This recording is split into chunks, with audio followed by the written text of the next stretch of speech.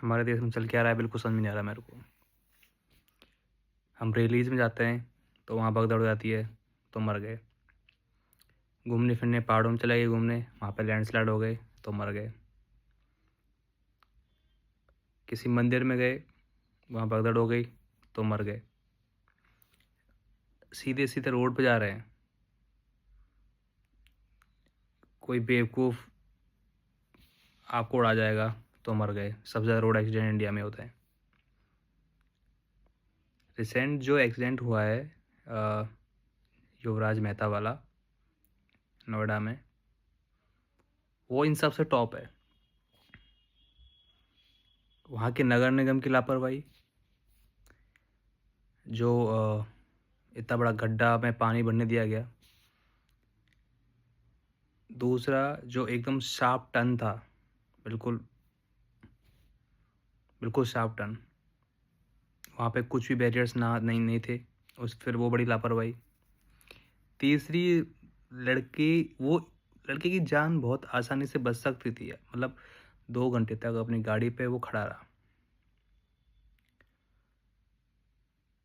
मतलब ऐसा नहीं है कि बचाने वालों को समुद्र में से किसी को बचाने जाना है या फिर नदी में किसी को बचाने जाना है या फिर बहुत गहरी है, बहुत दूर तक जाना है। 40 मीटर दूर था बस रोड से वो चौराहा। 40 मीटर में नहीं बचाया गया। कितनी कितनी शर्म की बात है।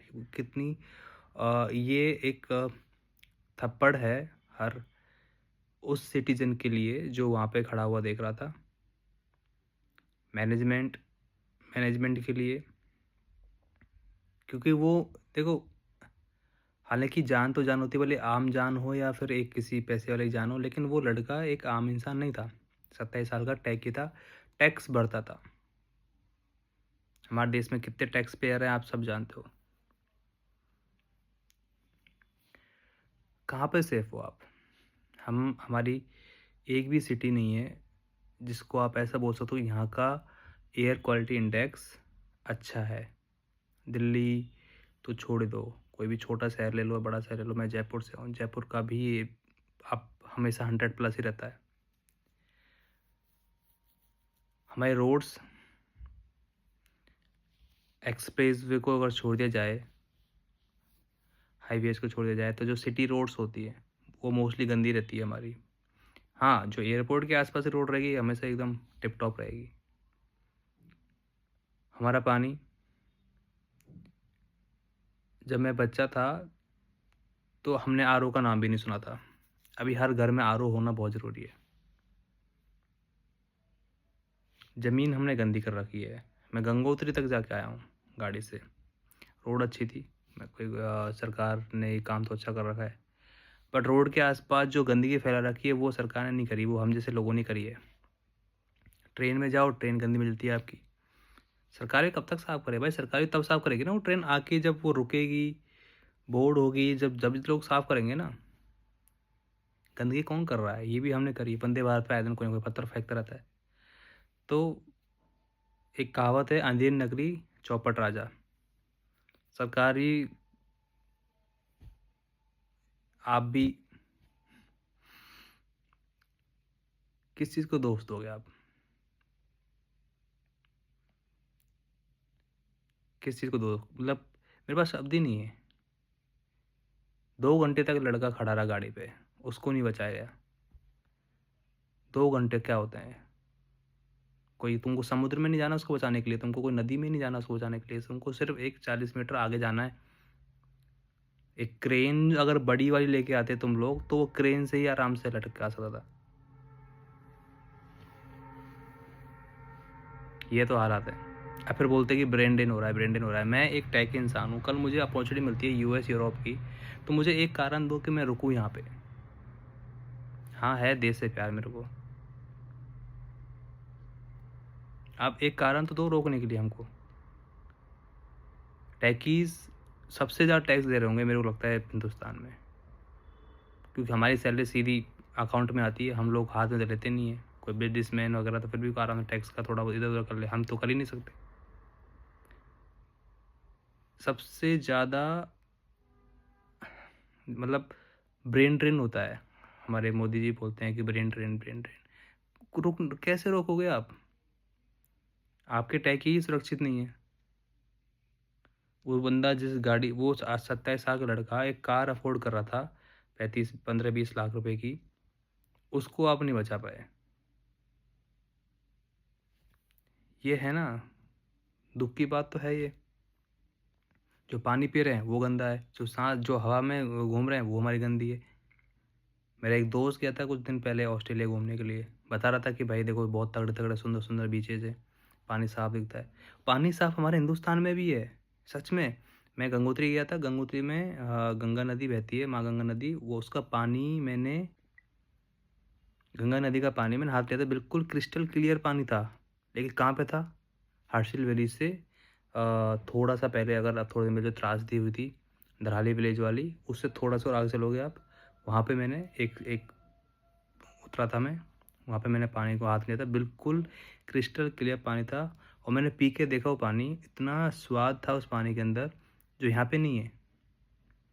तो ऐसा तो हो नहीं सकता कि नेचर ने हमको कुछ दे नहीं रहा, नेचर हमको पूरा बराबर चीज़ दे रहा है। लेकिन जैसे जैसे वो माँ गंगा नदी धीरे धीरे जैसे नीचे आती है, वहाँ से पॉल्यूटेड होना स्टार्ट हो जाती है। क्या लगता है आपको, यमुना जो नदी है हमारी, वो दिल्ली वाली जैसी यमुना है क्या? नहीं है। यमुना बहुत साफ़ है जहाँ से निकल रही है वो, लेकिन हमने उनको गंदा कर दिया। अब इसका किसको आप बोलोगे कि भाई ये किसने किया? सरकार ने किया है क्या? ये हमने किया है। सरकार उसको साफ कर नहीं रही है, हम उसको गंदा कर रहे हैं। ये दोनों चीज़ समझो। सरकार को अकेले ब्लेम मत करो, इट्स अ डिफरेंस। सरकार उसको साफ नहीं कर रही और हम एज ए सिटीजन उसको गंदा करे जा रहे हैं।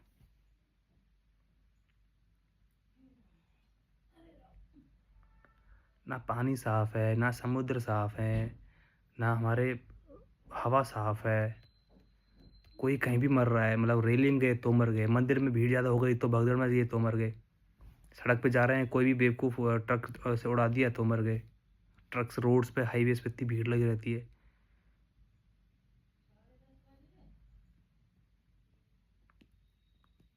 बाहर से, घर से बाहर से गाड़ी से अपने घर आ रहे हैं, सिटी के अंदर ही मर गए। और लोग बताओ, युवराज तो सिटी के अंदर ही मरा है ना, वो थोड़ा ना कोई दूर दराज कोई वो हाईवे एक्सप्रेस उसको एक्सीडेंट हुआ है। उधर कश्मीर घूमने गए, वहाँ मर गए। घूमने जाओ तो मरते हैं, घर में रहे तो भी मर रहे हैं। और कोई इशू नहीं होते तो हमारे भाई साहब पॉलिटिशियंस आते हैं कि अभी जीतना है, चलो लैंग्वेज वॉर स्टार्ट करते हैं। पता है सब कुछ सही चल रहा है, लैंग्वेज कोई वॉर है ही नहीं है, बट फिर भी हमको करना है वो। जो इश्यूज़ हैं उनकी बात नहीं कर रहे। चलो बोलना स्टार्ट कर दिया आपकी भाषा मैंने, मान लिया। अब क्या होगा? अब कौन सा इशू है जो आप लोगों को बेवकूफ़ बनाओगे? आपका पानी साफ हो गया, आपके किसानों ने आत्महत्या करना बंद कर दी, रोड सही हो गए, हवा साफ हो गई। इश्यूज़ को समझो। आपके किसान आत्महत्या कर रहे हैं, कारण वो जानो, उसको सॉल्व करो। जिस सिटी है, जो सिटी में हम रह रहे हैं, उस सिटी के अंदर पानी भी साफ़ नहीं है, हवा भी साफ़ नहीं है, रोड में भी साफ़ नहीं है। जहाँ बारिश होती है तो पूरा एकदम बिल्कुल नदियाँ बन जाती है रोड्स। ड्रेनेज सिस्टम काम करनी है। हाँ, कोई 2-4 लोग आएँगे, फिर 2-4 फ़ोटो पोस्ट करेंगे, देखो ये यूएस की, दुबई की फ़ोटो, वहाँ का भी ड्रेनेज सिस्टम सही नहीं है। अच्छा, तुम नेगेटिव चीज़ जो है वहाँ की वो लेने को तैयार हो, लेकिन पॉजिटिव चीज़ देने को तैयार नहीं हो। प्रॉब्लम ये हो रही है ना, कंपेयर हम कर किससे रहे हैं? कंपेयर हम बॉर्डर के इस साइड कर रहे हैं पाकिस्तान से, देखो वहाँ कितनी गंदगी। अरे बॉर्डर के इस साइड भी करके देखो चाइना। क्यों उनसे कंपेयर करना जो खुद ही ख़त्म पड़े हुए हैं? कंपेयर आप क्यों कर रहे हो कि देखो आप नीचे श्रीलंका क्या हाल हुआ पड़ा है, देखो आप इधर म्यांमार क्या हाल हुआ पड़ा हुआ है, देखो आप बांग्लादेश क्या हाल पड़ा हुआ है, देखो पाकिस्तान। अरे हमको क्या लेना देना इनसे भाई? हुँ? मतलब ही नहीं है ना। आपको अगर ध्यान देना है तो पड़ोसी देखो ना, वो चाइना को। वो तो हमसे ज़्यादा डेवलप्ड है, पॉपुलेशन उनकी अच्छी खासी है, हमारे बराबर की है। फिर को 2-4 लोग आएँगे बोलेंगे कि देखो हमारे यहाँ पे धर्म की राजनीति होती है। नहीं, नहीं है बिल्कुल। धर्म की राजनीति चाइना भी कर रहा है। बोलता है तुमको धर्म ही नहीं मानना है कोई भी। तो ये एक्सक्यूज़ेज़ हैं जो हमने खुद को अपने कान में डाल रखे हैं। अब तक तो बोलते थे जनसंख्या, अब बोलते धर्म की राजनीति। नहीं, कुछ भी नहीं है। ये ना तो धर्म का सिस्टम है ना। ये बात बताओ, आप ट्रेन में घुसे, ट्रेन में जाने के बाद आपने कुछ चिप्स की पैकेट खरीदे और वो चिप्स का पैकेट आपने ट्रेन में पटक दिया। इसमें कौन सी धर्म की राजनीति हो गई? आपने खुद ने अपनी मॉरल ड्यूटी नहीं निभाई।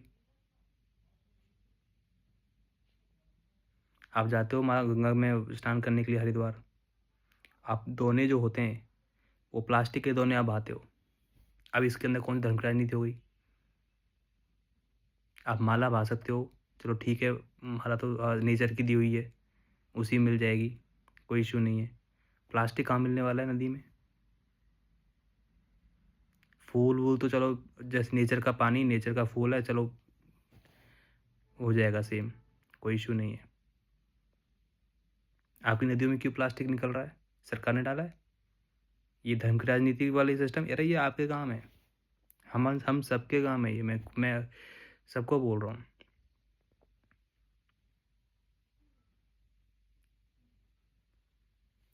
बहुत ज़्यादा प्रॉब्लम्स हो रही हैं, हमको स्टैंड लेना पड़ेगा। हमारे आसपास जो नेता हैं उनको बोलना पड़ेगा, देखो ऐसा नहीं चलेगा, ऐसा बिल्कुल नहीं चलेगा।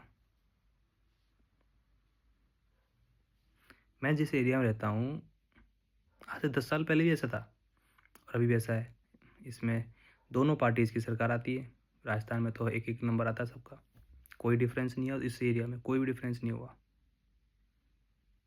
कुछ भी डिफरेंस नहीं। अभी भी रोड के बगल में मिट्टी रहती है, अभी भी प्लास्टिक वगैरह सब पड़ रहते हैं।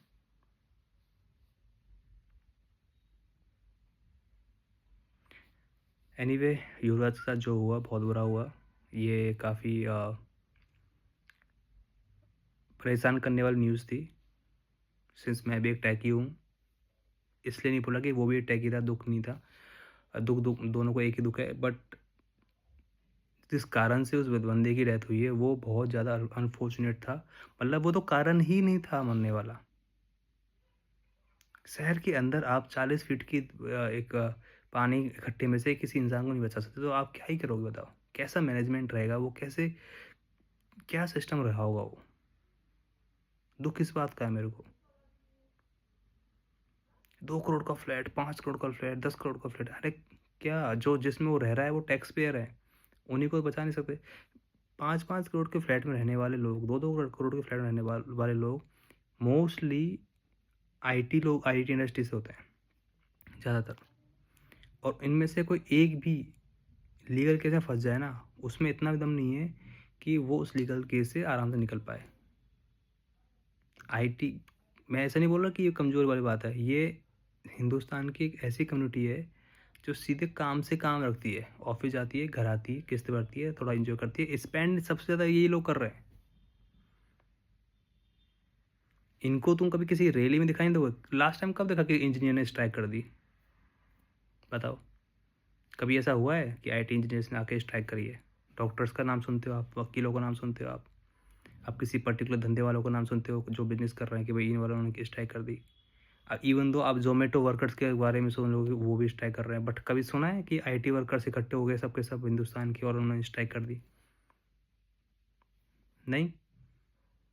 तो इनको, सरकार को तो इनको सबसे पहले बचाना चाहिए कि भाई आप तो शांति में दूत हो, बिल्कुल काम से काम रखते हो, जाते हो, पढ़ते हो, अब परिवार पालते हो, किस्तें चुकाते हो और आराम से बढ़िया ज़िंदगी, हमारा टैक्स टैक्स भी टाइम टाइम पे देते हो। और नहीं दोगे तो हम खुद ही काट लेंगे, तुम्हारे सर सैलरी अकाउंट में आ रही है। मैं तो बोलता हूँ इनके लिए तो सरकार को एक अलग से ही कानून आना चाहिए कि भाई सबसे बढ़िया कम्युनिटी यही लोग हैं। कब देख लिया आपने एक डंडा लेके सॉफ्टवेयर इंजीनियर जा रहा है कि भाई आप अपनी कार के अंदर रखा हुआ है, लड़ ले? कब लगता है ऐसा? उसकी अपनी अलग प्रॉब्लम्स हैं, और उनमें से रैली, स्ट्राइक, फलाना वो तो बिल्कुल भी नहीं है। एनीवे, थोड़ा फ्रस्ट्रेट था, शेयर कर दिया।